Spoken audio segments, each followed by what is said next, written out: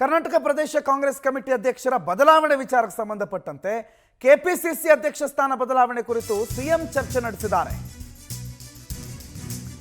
ಚರ್ಚೆ ಇಲ್ಲ, ಏನೂ ಇಲ್ಲ ಅಂತಾನೆ ಈ ಬಗ್ಗೆ ಚರ್ಚೆಯನ್ನು ನಡೆಸಲಾಗಿದೆ. ಮಾನ್ಯ ಮುಖ್ಯಮಂತ್ರಿಗಳೇ ಸ್ವತಃ ಖರ್ಗೆ ಅವರ ಬಳಿ ಈ ವಿಚಾರವಾಗಿ ಚರ್ಚಿಸಿದ್ದಾರೆ ಅಂತ ಹೇಳಲಾಗಿದೆ. ಹಾಗಾದ್ರೆ ಯಾರ ಹೆಸರು ಪ್ರಸ್ತಾಪ ಮಾಡಿದ್ದಾರೆ? ಚರ್ಚೆ ಮಾಡಿರುವ ಸಿದ್ದರಾಮಯ್ಯನವರ ಬಾಯಲ್ಲಿ ಬಂದಿರೋ ಹೆಸರು ಯಾವುದು? ಬೇರಾರು ಅಲ್ಲ, PWD ಸಚಿವ ಸತೀಶ್ ಜಾರಕಿಹೊಳಿ ಹೆಸರು. ಸತೀಶ್ ಜಾರಕಿಹೊಳಿ ಅವರನ್ನ ಕೆಪಿಸಿಸಿ ಅಧ್ಯಕ್ಷ ಮಾಡುವ ವಿಚಾರದಲ್ಲಿ ಮುಖ್ಯಮಂತ್ರಿಗಳ ಸಮ್ಮತಿ ಸೂಚಿಸಿದಂಗಿದೆ. ಸತೀಶ್ಗೆ ಅಧ್ಯಕ್ಷ ಪಟ್ಟ ಕಟ್ಟಿದ್ರೆ ಲಾಭ ಹೆಚ್ಚು ಅಂತ ವಿವರಿಸಿದ್ದಾರೆ.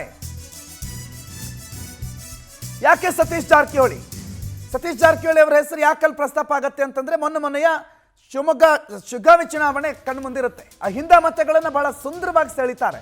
ಪಕ್ಷ ಸಂಘಟನೆ ಬಹಳ ಚೆನ್ನಾಗಿ ಮಾಡ್ತಾರೆ. ಅಹಿಂದ ಮತಗಳು ಕಾಂಗ್ರೆಸ್ ಕಡೆ ಇವೆ. ಒಕ್ಕಲಿಗ ಲಿಂಗಾಯತ ಮತಗಳ ಕ್ರೋಢೀಕರಣ ಆಗುತ್ತೆ.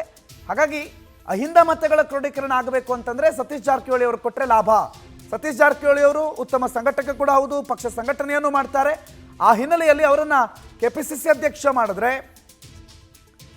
ಪಕ್ಷಕ್ಕೊಳ್ಳೆ ಲಾಭ ಆಗುತ್ತೆ. 2028ರ ಚುನಾವಣೆಯನ್ನು ಗೆಲ್ಲೋದಕ್ಕೂ ಕೂಡ ಅದು ಬಹಳ ಸಹಕಾರಿಯಾಗುತ್ತೆ ಅಂತ ಹೇಳಿ ಸ್ವತಃ ಸಿದ್ದರಾಮಯ್ಯ ಖರ್ಗೆ ಅವರ ಜೊತೆಗೆ ಹೇಳಿದಾರಂತೆ.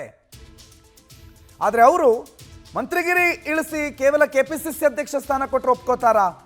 ಇಲ್ಲ, ಮಂತ್ರಿಗಿರಿನೂ ಬೇಕು, ಕೆಪಿಸಿಸಿ ಅಧ್ಯಕ್ಷ ಸ್ಥಾನನೂ ಬೇಕು, ಅದ್ರ ಜೊತೆಗೆ ಕೊಟ್ಟರೆ ಒಪ್ಕೋತಾರೆ. ಹಾಗಾಗಿ ಏನು ಮಾಡೋಣ ಅಂತ ಕೇಳ್ತಾರೆ. ಸೋನಿಯಾ ಗಾಂಧಿ ಜೊತೆಗೆ ಚರ್ಚೆ ಮಾಡಿ ನೀವು ನಿರ್ಧಾರ ತಗೊಳ್ಳಿ ಅಂತ ACC ಅಧ್ಯಕ್ಷ ಖರ್ಗೆಗೆ ಸಿದ್ದರಾಮಯ್ಯನವರು ಮನವಿ ಮಾಡಿ ಬಂದಿದ್ದಾರಂತೆ. ಸಿದ್ದರಾಮಯ್ಯವ್ರ ಲೆಕ್ಕಾಚಾರಕ್ಕೆ ಮಣೆ ಹಾಕ್ತಾರಾ? 1.5 ವರ್ಷಗಳ ಕಾಲ DK ಶಿವಕುಮಾರ್ ಕೆಪಿಸಿಸಿ ಅಧ್ಯಕ್ಷರಾಗಿ ಮತ್ತು ಸಚಿವರಾಗಿ ಕೆಲಸ ಮಾಡಿದ್ದಾರೆ. ಹಾಗಾಗಿ 2 ಹುದ್ದೆಗಳನ್ನು ಕೊಡೋದಕ್ಕೆ ಒಪ್ಪಿಗೆ ಇರುತ್ತಾ ಗೊತ್ತಿಲ್ಲ, ಕಾದು ನೋಡಬೇಕು.